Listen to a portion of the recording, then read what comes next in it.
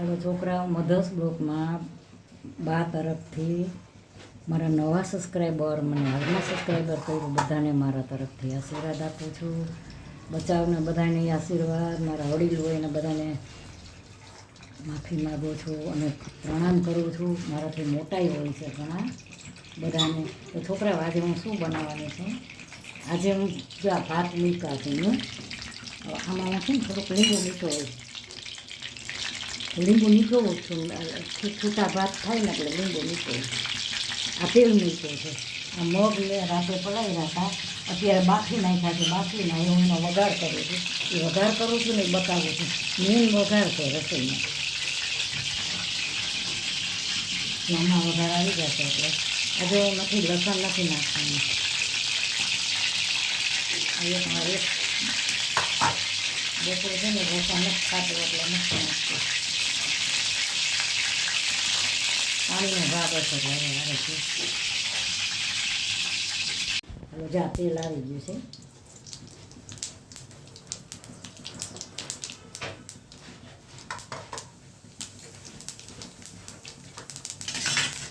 જીરું ને રાઈ નાખ્યા.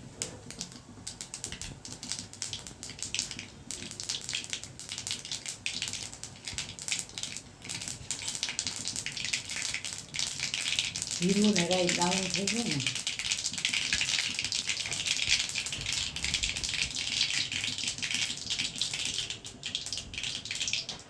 જીરું ને રાઈ ના સૂકા મરચાં. લીમડો નાખું છું. લીમડો નાખ્યો. હિંગ નાખી છું.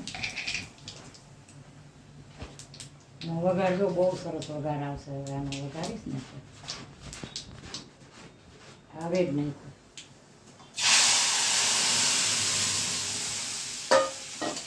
વસ્તુ બધી હોય તો તમે વઘાર હરખો ન દો ને તો વસ્તુ બરાબર ન થાય. હવે નામ મસાલા પડશે એટલા. હવે નાખ્યું હળદર, આ મીઠું, ધાણા જીરું.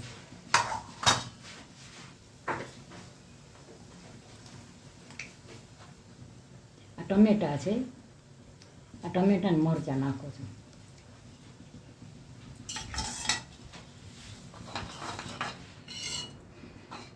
આમાં અમુક છોકરાઓ લસણ ખાય છે, અમુક નથી ખાતા, એટલે મારે હવે ઉકળે ને પછી આમાં છે ને મસાલો ચડી જશે હાઈ ગ્લાસ. પછી બતાવો આ ભાત બને છે. બની જવા આવ્યો છે સરસ ભાત.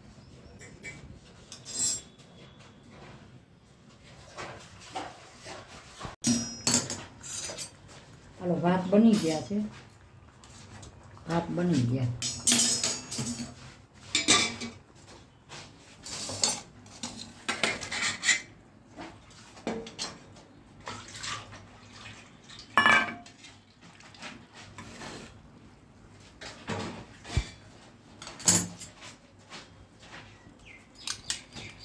છૂટા ભાત એકદમ થયા.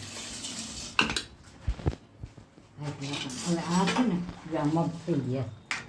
આમાં હું લીંબુ નીચોવીશ. આવા રસાવાળા રાખ્યા મગ.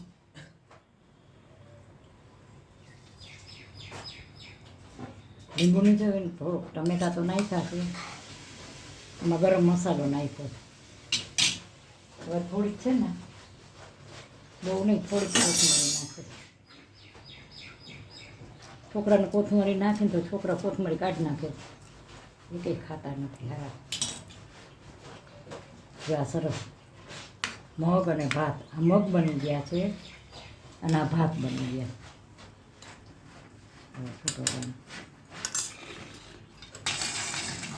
હવે લોટ બાંધું છું.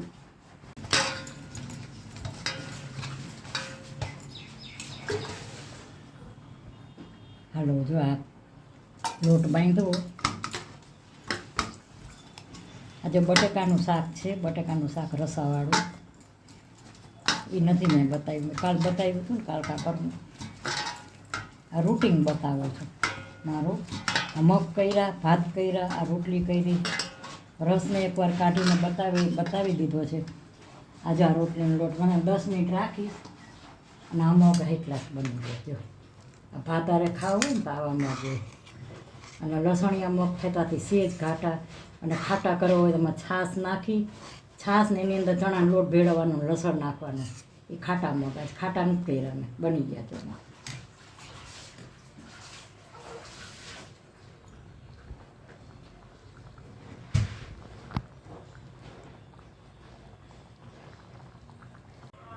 હાલો હું આ છે ને મરચાં તળું છું.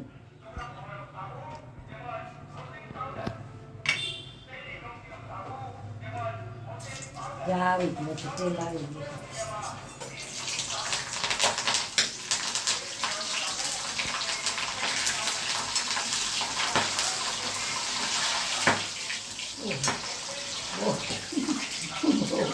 બહુ ઉડે મરચાં. હવે આમાં એવું છે, મરચાં શું કામ ઉડે કે તમે મરચાં બનાવો ને તો એમાં તમે સેજ આમ કાપો પાડવાનો હોય. કાપો પાડો ને મરચાંમાં તો મરચાં ન ઉડે. કાપો ન પાડો ને મરચાં ઉડે જ. હવે આમાં હું છે ને, હવે આમાં હું હિંગ નાખીશ. તેલ આવી ગયું છે, પાપડ કરી. મરચાંમાં હિંગ તો ખાસ હું નાખું.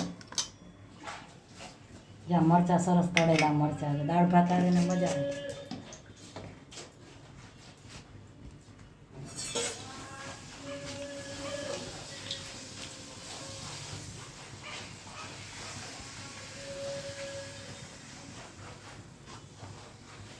ઘણાને એકદમ વ્હાઈટ પાપડ હોય ને એવા ભાવે, સાહેબ વ્હાઈટ. આપણે પ્રસંગમાં છે ને, પ્રસંગમાં વ્હાઈટ પાપડ જ બને, બ્રાઉન ના હોય, લગભગ બ્રાઉન ન હોય. જાવા હોય ને એટલે તરત લઈ લઈને આપણે ઘરે બનાવીને અમને થોડાક બ્રાઉન ગમે. હાઈ ક્લાસ આ મગના પાપડ છે. પાપડ એ ઘણી જાતના થાય. જ્યાં સરસ પાપડ તળાય. જાડો જમવા બધાય. બપોરની રસોઈ છે. આજે શનિવાર છે ને, શુક્રવારને છાપું નથી વાંચ્યું, હવે વાંચવાનું. આજે શનિવાર છે, તારીખ 27 તારીખ છે ને. આજે છાપું નથી વાંચ્યું તો મને ખબર નથી. આજે 27 તારીખ છે ને, શનિવાર છે. આજે હું શનિવાર છે 27 તારીખ બપોરની રસોઈ બનાવું છું. મગ ભાત રોટલી. બટેકાનું શાક કર્યું છે એ અમે નથી બતાવ્યું, કારણ કે એ બટેકાનું શાક છે ને તમને બતાવ્યું. હાલો છોકરાઓ, મધર્સ બ્લોકમાં બા તરફથી સ્વાગત છે અને આશીર્વાદ છે. મારા બધા સબસ્ક્રાઈબરને, મને બહુ સબસ્ક્રાઈબર બધાએ કર્યું અને મને સપોર્ટ કરો છો.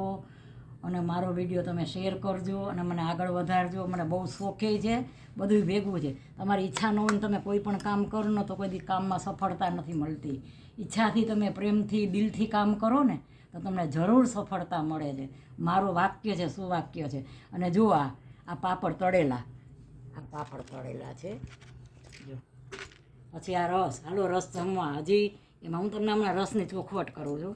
અને આ મગ છે ને તમે રોટલી હારે ખાઈ શકો, રોટલા હારે. આ રસાવાળા છે ને ભાત હારે. આજે મારો એક મોટો દીકરો છે ને કે લસણ ન નાખતી મમ્મી, એટલે મેં લસણ નથી નાખ્યું. મેં લસણ વગરના કર્યા છે. ઓફિસે જાય છે ને તો એ લસણ નથી ખાતો. ઓફિસે જાય એટલે લસણ નથી ખાતો, એટલે મેં આમાં લસણ નથી નાખ્યું. મેં બાજુમાં સૌ કર્યું સારી. આ બાજુ મારી જોઈને એમ લેવાનું. આ લીંબુ આમાં ખાસ જોઈ. આ મરચાં તળેલા, આ ભાત અને આ રોટલી. તો જુઓ મારી આ થાળી કેવી લાગી. ગુજરાતી થાળી છે. મારી થાળી સારી લાગી તો લાઈક કરજો, શેર કરજો, કોમેન્ટ કરજો અને સબસ્ક્રાઈબ કરજો. બાકી જો ઘણી જગ્યાએ એમ બધા કહે કે એક વરસાદ થાય ને તો કેરી ન ખાય. પણ તમે કેરી છે ને વેલી લઈ લીધી હોય ને, કાચી પાકી કેરી હોય, તમે દાબો નાખ્યો હોય તો આગળ પાછળ પાકતી હોય ને, તો તમે વરસાદ આવી જાય ને તો કેરી તમે જમી શકો. કાં તમે સ્ટોર કરી શકો તોય તમે કેરી જમી શકો. અને પછી કે આપણે એ વાત તમારી સાચી છે કે કેરી ના મળે. હરેરાજી ઉપરથી બંધ થઈ જાય ને, ઉપરથી હરેરાજી બંધ થઈ જાય એટલે તમને કેરી પછી ના મળે. પણ તમે સ્ટોર કરી હોય ને તમારા ઘરમાં, તમે 1-2 પેટી લઈ લીધી હોય કાચી આગળ પાછળ, તો તમારે આગળ પાછળ પકાવો, તમે સ્ટોર કર્યું હોય તો તમે કેરી લાંબો ટાઈમ લગી જમી શકો. આવી રીતે કેરીનો રસ છે. આ પાપડ. અને જો મારી થાળી કેવી લાગી, સારી લાગી એટલે લાઈક કરજો. અને જમવા આવો, વેલકમ. બા રસોઈ બનાવીને જમાડશે. બાય બચ્ચો.